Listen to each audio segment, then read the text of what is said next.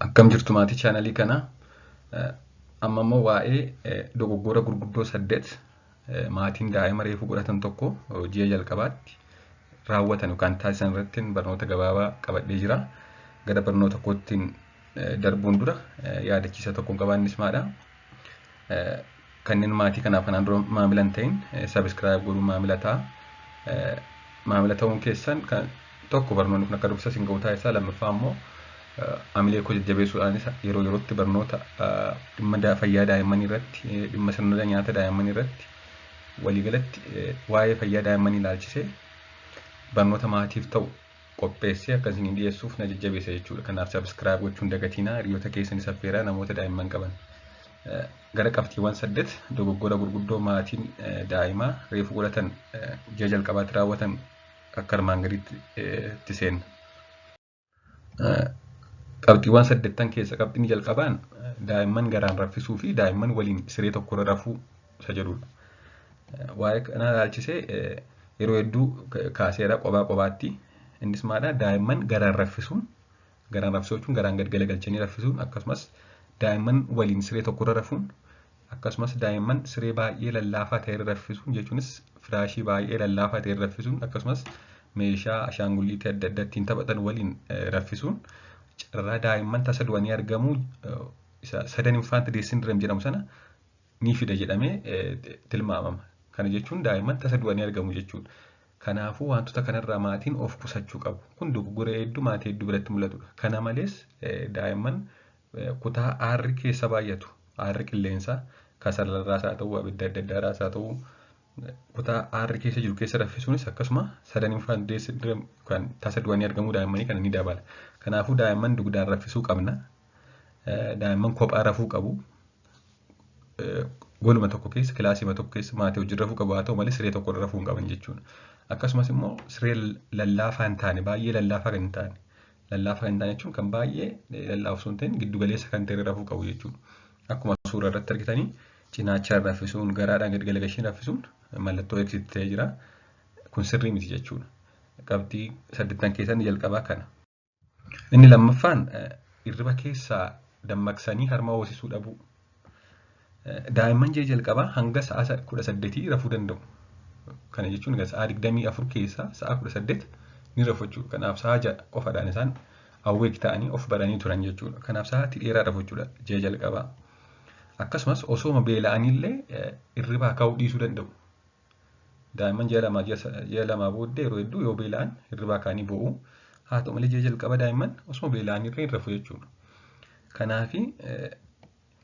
Kanaafuu ji'a jalqabaa haati garaagarummaa sa'a 2 fi sa'a 3 hirribaa dammaqsuun haa ta'us hirribas rafanis haa ta'u hin rafnes sa'a 2 sa'a 3 alarmii guuttattee sa'a eegdee daa'imni rafaa jiraatee hirribaa dammaqsitee harma hoosisuu qabdi jechuudha. Maaliif isaan yoo beela'anillee hin kaanu waan ta'eef maatiin tokko maal godhu hayi rafaa jira waan ta'eef hirribaa hin kaasu jedheenidha.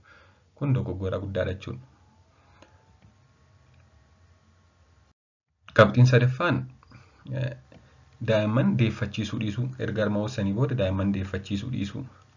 Daa'imman erga hoosisanii booda deeffachiisuu dhabuun akka qilleensi garaacha daa'imaa keessa guutu waan taasisuuf qilleensi garaacha daa'imaa keessa guute sun immoo maal godhaa? Akka daa'imni bulgaafatu godhaa, akka daa'imni garaa ciniinnaa godhatu godhaa, akkasumas immoo akka daa'imni hedduu hirkinfatu godha jechuudha. Kana waan ta'eef yeroo hundaa harma hoosisuun booda deeffachiisuun baay'ee barbaachisaadha. Yeroo deeffatan sagaleen dhaga'ama, yeroo gaazii baasanii. Kanaaf akkuma harma hoosisaniin daqiiqaa muraasa akka suura irratti argamu kana ol baasnee akka isaan deeffatan taasisuun baay'ee murteessaadha jechuudha. Kana gochuu baannaan hin bulgaafatu, garaa ciniinnaa godhatanii hedduu bo'u, akkasumas baay'ee hirkinfachuu danda'u. Qabxiin 4ffaan bakka isaan ciisanitti harma hoosisuu. Daa'imman bakka isaan ciisanii jiranitti utuu mataa ol hin qabiin harma hoosisuu jechuudha. Daa'imman bakka ciisanitti harma hoosisuun daa'imman akka fe'aman taasisa. Akkasumas akka bulgaafatan taasisa. Kana malees dhibeewwan adda addaa waan fiduu danda'uuf akkuma namni guddaa ol jedhee nyaatu isaanis mataan isaanii ol qabamee ta'uu qaba kan harma hodhuu qaban. Namni guddaan ciisee nyaatu. Bakka ciisutti nyaatu xiqqoo ol jedhee yookaan taa'ee nyaata yookaan immoo mataa ol qabatee nyaata jechuudha. Daa'immanis akkuma nama gurguddaa yoo xiqqaate mataan isaaniillee ol qabamuu qaba jechuudha. Yeroo harma hodhanis ta'e yeroo xuuxxoo hodhanis yeroo nyaata nyaatan. Kunis qabxii baay'ee murteessaa ta'edha.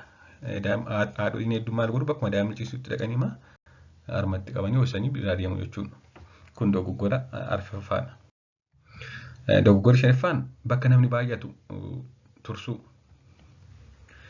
Ji'oota muraasa jalqabaa ittisuun qaama daa'immanii kan hin jabaanne waan ta'eef dhibeemti salphaa kan akka utaalloo jechuun akka qufaallee baay'ee isaanitti cimuu danda'a. Maaliif hidhan isaanii dhibeewwan adda addaa carraa isaan ofirraa ittisuu isaanii gadi bu'aadha jechuudha. Akkasumas dhibeewwan hedduun qilleensaan yookaan hafuuraan namatti daddarbu. Kanaafuu amma danda'ametti namarraa fageessuun baay'ee barbaachisaadha jechuudha. Haa ta'u malee maaltu barame akka biyya keenyaatti haadha reefuu deesse tokko namoonni hedduu dhufanii hin dubbisu, yeroo dubbisanis mucaa arguu jechuudha. Kun gaarii miti. Maaliif dhibeewwan adda addaan hafuuraan darbu, namni immoo dhibee adda addaa fidee dhufa, inni kaan qufaa, inni kaan naxxiffataa, inni kaanis mallattoo wayii qabaachuu dhiisuu danda'a. Namichi sun qufa'uus naxxiffachuus dhiisuu danda'a. Haa ta'u malee milikkita qabaachuu dhiisuu baatuyyuu dhibee dabarsuu danda'a jechuudha. Kanaaf ji'a muraasa jalqabaa, ji'a tokkoffaa jalqabaa sun ta'in amma ji'a 3 ji'a 4 iyyuu daa'imman bakka namni baay'atu, bakka namni adda addaa jiru fuudhanii geessuu hin qabu, bakka kutaa daa'imman keessa ciisan namni hedduu seenee itti dhiyaachuu hin qabu jechuudha. Qabxiin ja'affaan akka qaamni isaanii kelloo ta'e ilaaluu dhabu. Akka qaamni daa'immanii kelloo ta'e halluu kelloo godhate yookaan akka isaan bicaa ta'an yookaan jaawundisti ta'an ilaaluu dhabu isa jedhudha. Ji'a jalqabaa keessumattuu torban lamaan jalqabaa daa'imman sababa adda addaan halluu kelloo ta'an osoo hin argin turraan rakkoo cimaa fiduu danda'a. Torban lamaan jalqabaa sababa hedduurraan kan ka'e daa'imman qaamni isaanii halluu kelloo ta'uu danda'a yookaan bicaa ta'uu danda'u. Haa ta'u malee kan adda hin baasiin dafanii adda baasuu dhabuun rakkoo cimaa fida jechuudha. Dafanii adda baasanii dafanii mana yaalaa geessuudhaan yaala ni argata. Yoo adda hin baasne ta'e immoo erga rakkoon cimaa dhufee adda baasu jechuudha. Kanaafuu ji'a jalqabaa daa'imman uffata halluu kelloo qabu osoo hin uffatin yeroo yeroon qaama isaanii ilaaluun dafanii adda baasuun yoo qaamni isaanii halluu kelloo ta'e gara mana yaalaa geessuun baay'ee barbaachisaadha jechuudha. Kanaafuu kan gorfamu ji'a jalqabaa daa'imman uffata halluu kelloo uffachuu hin qaban. Maaliif uffanni sun halluu kelloo taanaan qaamni isaaniillee akka kelloo ta'e adda baasuun itti cima jechuudha. Wal fakkaachuu danda'a jechuudha. Kanaafuu ji'a jalqabaa uffata halluu kellootti uffisuu hin qabnu. Akkasumas immoo yeroo yeroodhaan gara ifni jirutti baasnee qaamni isaanii kelloo ta'e moo hin taane kan jedhu adda baasnee yoo kelloo ta'e ta'e dafnee mana yaalaa geessuu qabna jechuudha. Qabxiin itti aanu ariifachuun aannan daakuu yookaan foormulaa daa'immaniif kennuu jalqabuu isa jedhudha. Aannan harma haadhaa torban lamaan jalqabaa xiqqoo ta'e haati dhangala'aa ga'aa fudhannaan, boqonnaa ga'aa fudhannaan akkasumas harma hoosisnaan kan dabalaa deemudha. Haadha hedduu biratti, haadholee hedduu biratti torban lamaan jalqabaa hangi aannan harma isaanii xiqqoodha. Kun beekamaadha. Waan eegamudhas. Maatiin tokko tokko maal godhu harmi koo aannan hin qabu jechuun ariitiidhaan aannan daakuu jalqabanii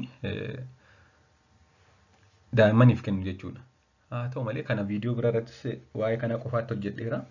Barnoota dhimma waa'ee yoom aannan daakuu kennuu qabna. Haati tokko immoo yoo harmi ishee aannan gahaa hin qabu ta'e maal gochuu qabdi kan jedhu barnoota qofaatti hojjedheera. Dudduuba deebisanii ilaaluu dandeessu.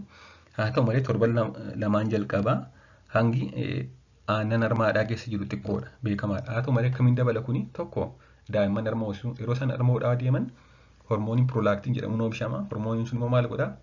Akka hangi aannan oomishamuu dabalu taasisa. Kanaaf yeroo isaan hodhaa deeman hangi aannan oomishamus dabalaa deema jechuudha guyyaatii guyyaatti. Dabalataanis immoo bishaan gahaa fudhachuu, dhangala'aa gahaa dhuguu qabdi haati akkasumas immoo boqonnaa gahaa taasisuu qabdi. Hanga torbee lamaatti suuta obsaa deemuu qabdi jechuudha. Torbee lamaa booddee yeroo hedduu dabalaa deema. Akkasumas hanga torbee lamaa booddee dabalaa deemu taanaan maal gochuu akka qabdu barnoonni qofaatti qophaa'ee jira waan ta'eef dudduuba deebuun ilaala. Kanaafuu ariifatanii aannan daakuu daa'ima jalqabsiisnan maal ta'a? Daa'imni aannan daakuu sana dhuguutti deebi'a. Maaliif aannan daakuu sun salphaatti ba'a waan ta'eef karaa xuuxxoo waan kennamuuf salphaatti dhugu waan ta'eef kan harmaa gottatu hin barbaadan jechuudha. Yoon gottonne yoo harma noone ta'e immoo harmi sun gogaa deema jechuudha. Aannan oomishaa hin deemu jechuudha. Kanaafuu walumaa galatti carraa akka harmi isaanii aannan hin oomishne taasisuun isaa ol kaa'aadha jechuudha. Qabxiileen gurguddoon sadan ani qabadhee jiru akka kanaattidha. Gara fuulduraattis mata duree adda addaa irratti isiniin hojjedha. Isin immoo sabiskiraayib laayikii gochuun akkasumas immoo namoonni hedduun akka irraa faayidaa adda addaa argataniif barnoota adda addaa waa'ee fayyaa daa'immanii affeera akkasumas sabiskiraayib godha galatooma. Gaaffii fi yaada qabaattanis koomentii jala naaf kaa'a.